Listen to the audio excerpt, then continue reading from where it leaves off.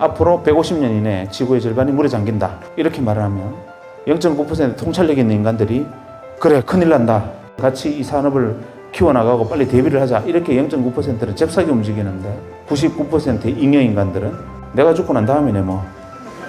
이게 99% 잉여인간들의 보통의 생각이었습니다. 네가 하고 있는 그것이 단순한 테크닉으로 잘 나가지 않으려면 통찰을 키워주고 직관을 키워주기 위해서 네가 하고 있는 것들이 아닌 모든 것들을 알고 그물처럼 연결되어서 버드뷰로 내려다보는 큰 통찰을 남겨줄 것이다. 통습의 시대다. 옛날에는 송곳의 시대라면 이제는 통습의 시대다. 역사상 최고의 투자자 워렌 버핏, 투자계의 스티브 잡스, 레이 달리오, 심리 트레이딩의 1인자 알렉산더 엘더, 그리고 한국의 시골 의사 박형철. 서로 투자의 방법은 달라도 이분들의 공통점은 있습니다. 바로 나무가 아닌 숲을 본다는 것. 파편처럼 흩어진 수많은 정보 속에서 그 너머의 진실을 발견할 수 있는 능력, 바로 통찰력입니다. 과연 이 능력은 타고나는 것일까요? 아니면 기를 수 있는 것일까요? 한국 최고의 투자 고수 시골 의사 박형철님께 여쭤봤습니다. 지금 들어보시죠. 2000년은 획기적인 변화가 있을 해다. 왜냐하면 1000년 이전에 새로운 1000년이기도 하고 1900년 이후에 새로운 100년이기도 하고 1990년 이후에 새로운 10년의 시작이기도 하기 때문에 거대한 패러다임 시프트도 일어날 거고 산업, 문화, 모든 측면에서 정치 체제까지 다 바뀔 거다. 이번에는 큰 변혁이 온다. 문제는 어떻게 오느냐. 이거를 논점을 생각해보자. 그 현명한 친구들의 이야기를 조합해보면 이거였습니다. 멀리 갈 것도 없고 산업혁명 이후에 한 200년간 인류 문명이 이렇게 오다가 여기서 갑자기 이렇게 발달했는데 인류 문명을 일으킨 큰 힘은 뭐냐면 기계다. 모두가 동의하는 이야기입니다. 기계 문명이다. 문제는 기계가 문명을 건설을 했는데 인간이 기계의 주인이 아니고 기계가 인간의 주인인 시대였다. 이게 문제였다. 이렇게 말을 합니다. 이때의 구호는 여러분들은 잘 모르시겠지만 2000년 이전에 사회의 가장 일반적인 구호는 닦고 조이고 기름치자였습니다. 무엇을? 기계를. 누가? 사람이. 거대한 공업단지 콤비나트를 만들어 놓고 인간은 곳곳에 몽키 스패너를 들고 앉아서 혹시 기계가 고장날까봐, 혹시 어디가 막힐까봐, 어디가 셀까봐 기계의 안녕을 위해서 인간이 봉사했습니다. 그 과정에 생면을 들이마시고 인간은 폐암에 걸려 쓰러지고 중금속 오염이 되어서 미나마타병, 이따이따병 걸려서 자빠지지만 그래도 그때 인간의 희생은 기계 문명의 번성을 위해서 해야 될 당연한 희생이었습니다.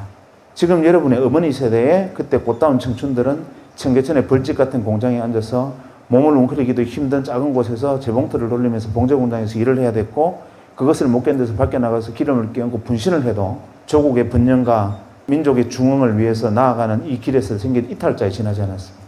기계가 주인이었고 그 기계가 만들어낸 문명이 인간을 학대하고 인간을 부리던 시대, 이게 2000년 이전이었고 이 기계 문명의 가장 큰 특징은 그런 가혹함도 있었지만 제일 큰 문제는 엔트로피를 증가시키는 거다.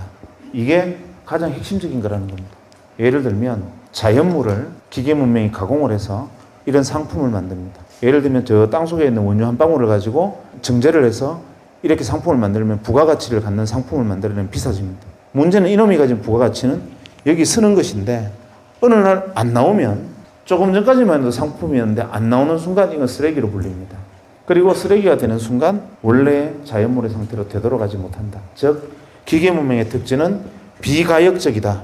이 비가역적이고 이리버시블한 쓰레기들이 점점 쌓이고 자연물은 계속 기계 문명에 의해서 상품이 되고 쓰레기로 되고 비가역적으로 쓰레기가 축적되고 엔트로피가 증가하면 결국 이 기계 문명은 인류의 죽음으로 멸망할 수밖에 없다. 여기에 대한 자각이 2000년대 이후에 나타날 거다. 이렇게 말을 하는 겁니다. 여기에 대한 자각을 사람들이 하게 될 거다. 아니나 다를까 사람들이 이것을 자각한 일부 W들이 여러분 우리한테 핵심적인 키워드를 하나 던집니다. 뭐라고 던지느냐? 웰빙.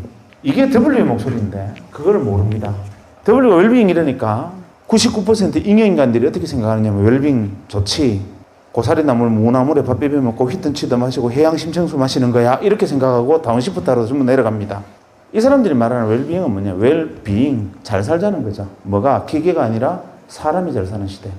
결국 핵심 하도는 휴먼, 사람이라는 건데 이거를 우리가 다운시프트에서 나물 뜯어먹고 뭐 백이 숙제처럼 살아가자 이런 식으로 99%는 이해를 한 거죠. 그러면서 이 사람들이 제게 다시 이렇게 얘기했어요. 웰빙, 즉 사람의 시대다. 머신의 시대가 아니다. 사람 하면 떠오르는 게 뭐냐? 한번 생각해봐라 답이 떨어진다. 이렇게 말합니다. 뭘까? 인간 안 아프고 오래 살아야 되니까 의학, 약학 이건 기본이다.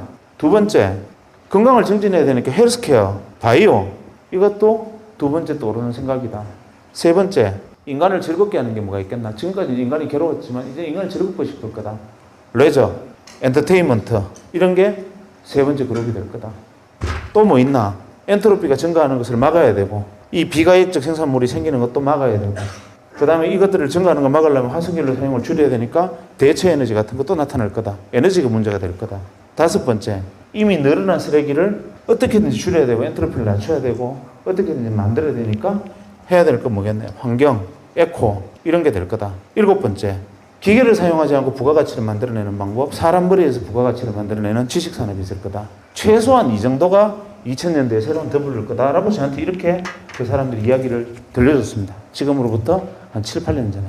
그래, 이게 정답이구나라고 배웠죠. 그때 당시에 많은 사람들이 이랬습니다. W들이 2000년에 더블 쓰면서 웰빙 이렇게 말합니다.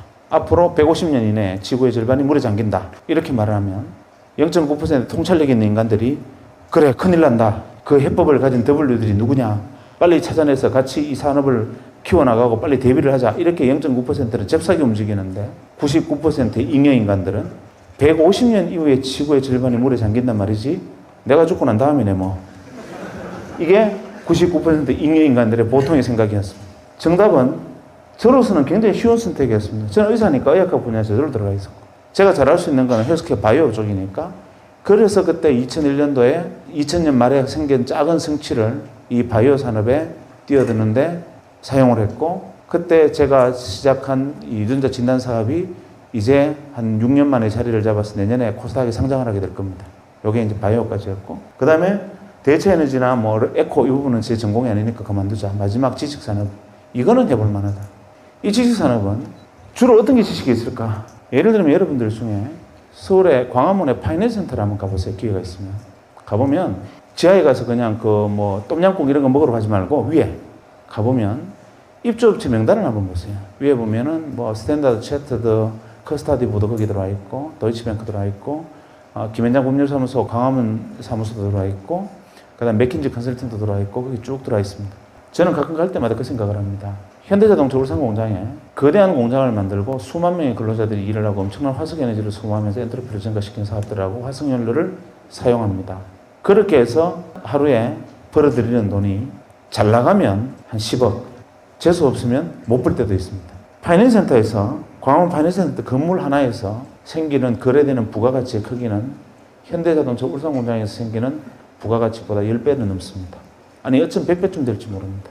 그런데 그 엄청난 부가가치를 창출하고 거래하는 파이낸스 센터의 생산시설이 뭐냐? 아무리 돌아봐도 옥상에서부터 1층까지 기계라고는 없습니다. 사무실마다 들어가 봐도 책상에 화분 몇 개 있고 컴퓨터 몇 대 있고 사람들 왔다 갔다 하고 이게 전부입니다. 어떠한 연료도 화석연료도 사용하지 않고 기계도 없고 생산물도 만들어내지 않는데 부가가치는 어마어마한 부가가치를 쏟아내고 있습니다. 반대쪽 울산에 가면 현대중공업, 현대자동차 거대한 장치에 경기가 좋을 때는 흥청망청하다 경기 나쁘면 전부 실업자 됐다가 이런 일들이 반복되면서 지금도 거대한 생산시설을 운동하고 있지만 가치는 파이낸스 센터 하나에 들어와 있는 가치의 10분의 1도 안 됩니다. 하루 생산 기준으로. 뭘까? 이게 정답이 있는 거죠. 기계문명의 시대에는 기계를 통해서 부가가치가 나옵니다. 인간은 어떤 인간이어야 되냐면 기계의 안녕을 위해서 또 일사불란한 기계문명의 거대한 컴비나트나 공급단지 시스템에 맞는 인간이 복무해야 됩니다. 그렇게 만들어져야 됩니다. 인간은 볼트가 너트에 맞는 볼트를 만들어야지 너트는 딱 이렇게 정해져 있는데 볼트가 너무 크다든지 너무 작으면 쓸모없는 인간이 됩니다. 그냥 아무 생각 없이 선반 작업, 밀링 작업을 하면서 계속 손을 넣었다 뺐다 이것만 단순 반복하면 문제가 없으나 왜 내가 이 짓을 하고 있어야 되는 거야 라고 생각하는 순간 손목이 덜컥 날아갑니다. 벌집 같은 공장에서 왜 내가 이것을 하고 있어라고 생각하는 순간 분신을 하든지 아니면 가서 머리채 끌려나가든지 이렇게 소위 말하는 사회 부적합형 인간이 됩니다. 이 시대에는 일관된 프로세스와 모든 것이 정해져 있는 데에서 왜라는 질문은 금기였습니다. 여기서는 왜라는 질문을 하는 것은 이 사회 부적합형 인간이 되는 겁니다. 이때는 왜라고 질문하면 안 됩니다. 거기에 가장 맞는 최선의 인간들이 만들어지고 길러져야 했던 시대고 그것이 이 시대의 인간이었고 산업이었고 주체였습니다. 여기서는 아무것도 단순한 생각만으로 왜라는 질문이 없이 할 수 있는 일은 단 하나도 없습니다. 그냥 이유 없이 워드 프로세스 자격증 하나 가지고 주는 문서 타이핑하는 사람조차 없습니다. 모든 것이 왜에서 출발합니다. 여기서는 why라고 말하지 않는 한 이 공간에서 한 시간도 버텨내지 못합니다. 벌써 여기에는 아무 문해와 문해충일 경우에 가장 성실한 인간이 되고 그렇게 될 수밖에 없고, 이 구조는 사회는 직렬 구조입니다. 위에서부터 지시하면 따라오고 지시하면 따라와서 일사불란하게 아웃풋을 만들어야 됩니다. 이 과정에서 조금만 미스매치가 생기거나 여기서 왜라면서 딜레이가 되면 아웃풋이 팍 줄어듭니다. 이건 제거해야 될 인간입니다. 이 사고방식이 여러분들이 잘 알고 있는 미국의 1980년대로 돌아가 보면 전 세계 제조업의 가장 핵심 기업이면 제일 먼저 떠오르는 게 제너럴 일렉트릭입니다. 잭 welch가 GE를 살렸다고 표현을 했는데 사실 GE를 잘 살렸는가 잘 생각을 해보면 어떻게 됐습니까? 잭 welch가 처음에 살린 게 아니라 한번 시행착오 끝에 살립니다. GE가 산업문명이 쭉 발전하다가 이 단계에 미국은 우리보다 빨리 도달한 거죠. 인건비는 오릅니다. 더 이상 화석연료 떼가면서 나쁜 것도 하기도 어려워졌습니다. 생산성이 떨어져요. GE가 위기에 빠집니다. 우리보다 20년 전에. 그래서 GE는 결단을 내렸습니다. 어떤 결단을 내렸느냐? 기계문명 시대에 맞는 결단을 내립니다. 사람을 쥐어짜자. 사람의 절반을 잘라내고, 자르는 방식은 너는 왜 다른 사람은 하루에 커피 2잔밖에 안 마시는데 너는 3잔 마시냐? 다른 사람 화장실에 가면 5분 만에 오는데 너는 왜 7분 만에 와? 이 기준으로 사람들을 자르고 선택합니다. 그리고 인간을 기름을 짜고 마지막 마른 수분을 짤 때까지 또 짭니다. 이게 바로 식스시그마입니다. 여러분들이 알고 있는 식스시그마는 우아한 것처럼 보이지만 사실 식스시그마의 철학적 기본적 근본적인 부분을 시니컬하게 쳐다보면 기계를 축소하는 게 아니라 인간을 쥐어짜고 인간을 통제하는 겁니다. 기계문명 시대의 특징은 잘 안 되면 사람을 자릅니다. 더 안 되면 사람을 더 자릅니다. 더 안 되면 사람을 완전히 내버리면 기계를 씁니다. 장사가 잘 되면 2교대하고 더 잘 되면 3교대하고 더 잘 되면 24시간 돌아갑니다. 즉 인간은 상수가 아니라 변수입니다. 그렇게 하다가 결국은 사람을 잘라내고 하다가 더 이상 안 되니까 결국 GE가 변신을 합니다. 뭐로 변신을 합니까? 제너럴 일렉트릭이 선풍기부터 원자력 발전소까지 만드는 회사지만 세계 최고의 제조업체였던 GE가 결국 인간의 창의력에 주목을 합니다. 짜내서 되는 게 아니라 왜라고 말할 수 있고 머릿속에서 부가가치를 만들어낼 수 있는 인간을 키워내는 수밖에 없다 해서 창의력에 주목을 하면서 GE라는 기업 자체가 변신합니다. 현재 제너럴 일렉트릭이 벌어들이는 이익에 올해는 조금 떨어졌습니다만 작년까지만 해도 이익의 53%는 제조업에서 나온 게 아니라 GE의 53% 수익은 금융에서 나왔습니다. GE 캐피탈, GE 파이낸스와 같은 데서 M&A도 하고 R&D도 하고 심지어는 뭐 돈도 빌려주고, 즉 기계에서 만들어낸 부가가치가 아닌 사람의 머리에서 만들어낸 부가가치가 제너럴 일렉트릭이라는 세계 최대의 생산 기업의 속성을 바꿔버리고 제너럴 일렉트릭은 그렇게 변신함으로써 살아남는 데 성공합니다. 그러나 우리나라 기업들이 여기 와서 문제 부닥칩니다. 이제 와서 문제 부닥칩니다. 이 안에서 살아남고자 하는 대표적인, 제가 이거는 망해라고 생각하는 기업들은 있지만 학생들 앞이니까 그런 얘기를 하면 큰일 날 거고, 잘 바뀌었어 라고 생각하는 게 대표적으로 포항제철 같은 포스코를 봅시다. 포스코는 우리가 알고 있는 기계문명 시대의 가장 대표적인 기업입니다. 붉은 고로에 코커스를 떼서 쇳물을 녹여냅니다. 그리고 어마어마한 에너지를 소모합니다. 그런 포스코가 환경기업이다 이렇게 표현하면 말이 되는 소리입니까? 아닙니다. 그러나 포스코는 분명히 환경기업입니다. 포스코는 파이낸스 공법이라는 공법을 만들었는데 연료를 15% 정도 덜 사용합니다. 세계 모든 조선소보다 원료를 15% 덜 사용하니까 연료비 절감이 문제가 아니라 어떤 이익이 생겼느냐면 조선소 기준으로 할당받은 탄소 배출량에서 여유가 생겼습니다. 이제 한 20% 정도까지 이 연료를 덜 사용하다 보니까 탄소 배출권이 20% 정도가 남았어요. 그러니까 탄소 배출권 시장에서 포스코가 탄소 배출권을 팝니다. 황당하지 않습니까? 세계에서 가장 많은 에너지를 많이 소모하는 기업인 포스코가 자기 혁신을 통해서 탄소 배출권을 여유를 남겨가지고 탄소 배출권 시장에 가서 유럽에 가서 자기 탄소 배출권 팔아먹습니다. 이제는 하다 그것도 아니니까 무슨 짓을 하느냐면 발생한 탄소를 바다에 땅을 파서 거기다 탄소를 묻어버리는, 이산화탄소를 묻어버리는 지금 사업이 뛰어들고 있습니다. 그 다음에 포스코가 연료를 또 줄이기 위해서 무슨 짓을 하느냐면 우리나라에서 풍력발전과 조력발전에 가장 앞서 있는 기업이 한국전력이다? 잘못 알고 있습니다. 포스코입니다. 풍력발전과 조력발전까지 뛰어들어서 이미 환경, 소위 말하는 에코, 녹색 그린 자켓을 입고 돌아다닌 지가 오래됐습니다. 그래서 그 중우장대산업 포스코가 지금 워렌 버핏이 투자해놓고도 더 많이 투자하지 못해서 안타깝다라는 평을 들을 만큼 변신에 성공합니다. 여기에 속한 기업이 이 옷을 입고 바뀌어간 것이죠. 이런 것들이 바로 우리가 보아야 할, 큰 버드뷰로 보아야 할 변화와 인식들입니다. 과거에는 직렬구조, 위에서 밑으로 일사불란하게 지나가는 게 중요했다면 지금은 병렬구조여야 합니다. 직렬구조에서는 왜라는 질문이 없습니다. 거물코처럼 이어진 병렬구조는 수많은 사람들이 평등한 네트워크를 낮추고 몸을 낮추고 같은 레벨에 서서 서로 왜라는 질문을 던지다 보면 그 왜가 뭉쳐서 거대한 창의성이 됩니다.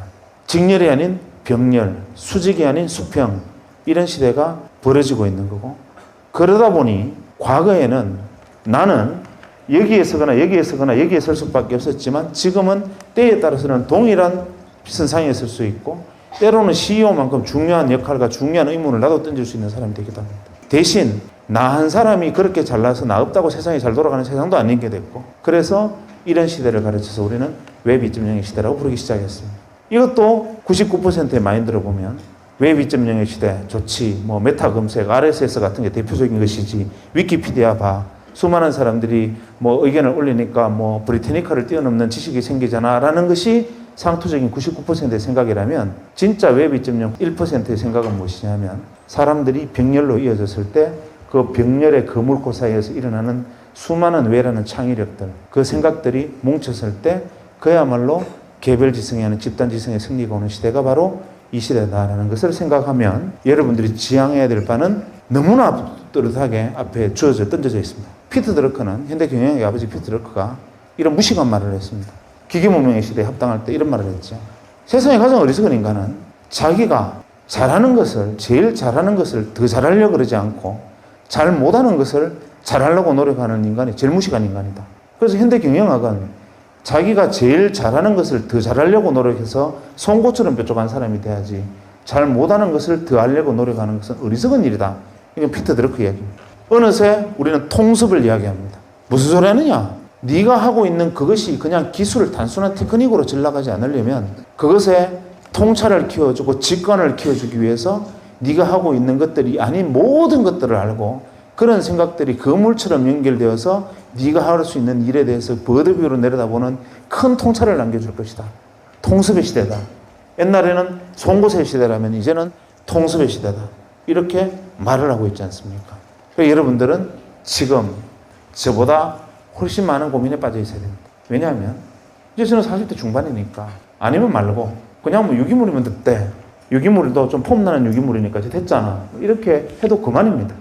하나, 이제 여러분들은 자기 생에서 내가 꿈꾸고 내가 생각했던 것을 실제로 실행해 볼 수 있는 처음 단계에 막 발을 들여놨습니다. 인간은 20대에는 무엇인가를 하기 위한 준비를 하는 단계고 30대는 그 준비된 것을 가지고 실행하는 것이고 40대는 실행된 것을 지키는 겁니다. 40이 넘어서 무엇인가를 실행하는 것은 불가능합니다. 그래서 공자는 40을 유혹이 없는 나이 불혹이라고 그랬습니다. 30에 실행하지 못하면 40은 존재하지 않습니다. 문제는 20에 준비되지 않으면 30에 실행되지 않습니다. 그래서 지금 여러분은 하루하루가 너무나 소중하고 하루하루가 자기 미래 생을 결정하는, 어떻게 생각하면 정말 오늘 내가 이 자리에서 그냥 가만히 앉아 시간을 보내고 있다는 사실이 진저리가 날 정도로 현재의 모습에 대해서 자각을 해야 됩니다. 제가 이만하면 먹고 살만하지 않습니까? 직업이 의사고 뭐 나름대로 폼나는 일도 많이 하고 돈도 좀 벌었는데 뭐가 답답해서 앞으로 10년이 뭘까를 고민하고 또 사람 만나러 다녀야 되겠다 이렇게 생각을 하고 있는데, 하물며 여러분은 제가 10년 후에 어떤 W가 있겠습니까? 이제 2년 후에는 어떤 것이 주인이 되겠습니까? 라고 물으면 여기 있는 사람 중에 아무나 손 들어가 나와서 내 생각은요? 라고 2시간 동안 이야기할 수 있어야 됩니다. 학생은 앞으로 2년 후에 새로운 W가 어떤 거라고 생각하나요? 라고 제가 질문을 던지면 제 생각에는 이렇고 이런 이유로 해서 내가 생각할 때는 이것이 새로운 W가 될 것 같아요 라고 이야기할 수 있는 준비가 되어 있느냐? 라고 제가 여러분에게 물었을 때 여러분 준비되어 있습니까? 그런 준비가 돼 있어야 되고 최소한 그 준비를 하기 위해서 치열해야 됩니다. 그러기 위해서는 자각과 자기애가 필요하고 자기를 철저하게 치열하게 사랑해야 되고 자기를 믿어야 됩니다. 그래서 자기 안에 있는 창의성, 나를 아끼고 사랑하면 내가 가지고 있는 버려진 재능들이나 내가 가지고 있는 작은 것들이 남들이 인정해주지 않는 것 하나하나가 소중하고 그 안에서 내가 잘할 수 있는 것들을 찾아낼 수 있고 그것이 어쩌면 시대의 주인으로 나를 만들어줄지 모릅니다. 제일 중요한 것은 그래서 자기를 사랑하는 거고 그 마음으로 다른 사람을 사랑하고 그 생각들이 여러분의 미래를 만듭니다. 그래서 굉장히 요즘은 마음고생이 심합니다. 어떨 때는 밤에 잠이 안 옵니다. 왜냐하면 이걸 못 보면 불과 1년만 지나면 또 유기물이 되잖아요. 그래서 농담이 아니라 진짜로 저는 올여름부터 다시 또 사람을 만나러 다닐까 싶습니다. 그래서 또 많은 사람을 만나고 또 이야기를 듣고 귀를 기울이고 생각과 판단을 빌리고 지혜를 모아서 또 다음 세상을 정리하고 내 파일에 담아가야 되겠구나. 나는 어차피 1% 인간이 아니니까 다른 사람의 능력과 지혜를 모아서 또 그것을 빌려서 뛰어들어야겠구나 하고 고민을 하고 있습니다.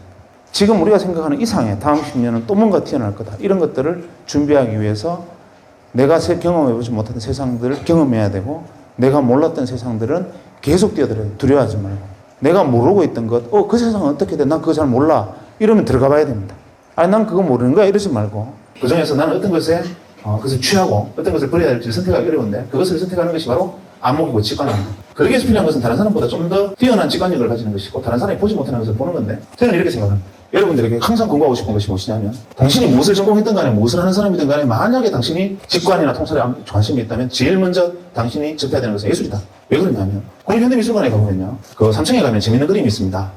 사랑이라는 주제로 이 큰 캔버스에 대충 그림을 그려놓고 칼로 쭉 찢어놓은 그림이 있습니다. 거꾸로. 이걸 보고 사랑이라고 지냈어요. 지나가는 사람들이 지나가다가 사람 좋아하는 애라고 지나갑니다. 언제 한번 제가 직접 목격한 일인데 그 작품 앞에 있어서 어떤 사람이 한 30분을 서 있더니만 눈물을 뜨거워 흘렸어요. 이유가 뭐냐면 이런 겁니다. 여기 앉아있는 우리 인형 인간들 보고 사랑을 그림으로 표현해봐 하면 뻔합니다. 하트, 햇살 지나가자. 한 발 더 나가면 뽀뽀하는 그림. 아니면 뭐 그림체 키스 같은 거 이렇게 조금 이렇게 뭐 벤치마킹해서 그리는 그 이상은 상상 불가합니다. 상상되십니까? 안 되잖아요. 화가가 가슴속에 타오르는 예술원을 사랑으로 표현하고 싶어서 그림을 그렸습니다. 이것으로는 이 뜨거운 감정을 다 드러내지 못했어요. 답답합니다. 붓을 들고 이게 아니야 사랑은 이런 거야 라고 막 끝질을 합니다.